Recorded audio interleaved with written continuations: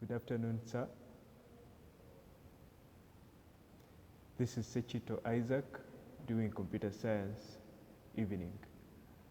I'm looking at cache memory mapping functions, and when we look at cache memory mapping functions, these are functions that determine how data is stored and retrieved in cache memory hierarchy. Noting that the choice of the mapping function dictates how the cache is organized, there are three techniques that can be used. We have the direct, associative, and set associative as shown below. When we look at direct mapping, this is the simplest technique that maps each block of main memory into only one possible cache line. The mapping is expressed as I is equal to j modulo m, where I is the cache line number, j is the main memory block number, and the m will be the number of lines in the cache. Then we also look at associative mapping. Associative mapping overcomes the disadvantage of direct mapping by permitting each memory block to be loaded into any line of the cache. In this case, the cache control logic interprets a memory address simply as a tag or a word field. The tag field uniquely identifies a block of main memory to determine whether a block is in the cache, and the cache control logic must simultaneously examine every line's tag for a match. Number 3, we have the set associative mapping. This is a compromise that exhibits the strengths of both the direct and associative approaches while reducing their disadvantages. Set associative mapping is also referred to as a k-way set associative mapping.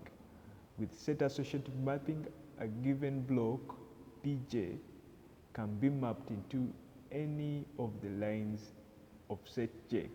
As with associative mapping, each word maps into multiple cache lines. For set associative mapping, each word maps into all the cache lines in a specific set, so that main memory block 0 can map into set 0 and so on. That's set associative cache can be physically implemented as a V associative cache. Then we also look at replacement algorithms. These cache replacement algorithms determine which cache line or block should be evicted or replaced when a new data item needs to be loaded into full cache. These algorithms aim to minimize cache misses and also improve cache efficiency. Once the cache has been filled, when a new block is brought into the cache, one of the existing blocks must be replaced. For direct mapping, there is only one possible line for any particular block and no choice is possible. So for the associative and set associative techniques, a replacement algorithm is needed to achieve high speed, and such an algorithm must be implemented in hardware. A number of algorithms have been tried, such replacement algorithms that include the least recently used algorithm, and this is the most effective and involves replacing a block in a set that has been in the cache longest with no reference to it. Then we also have the first in, first out algorithm, which involves replacing that block in the set that has been in the cache longest.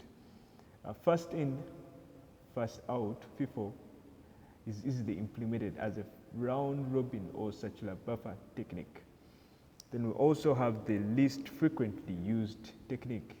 Here we replace a block in the set that has been experienced, that has experienced the fewest references. LFU could be implemented by associating a counter with each line. And then we also have random replacement, a technique not based on usage, not LRU, not LFU, not first in, first out, but this is where a line is picked at random from among the candidate lines.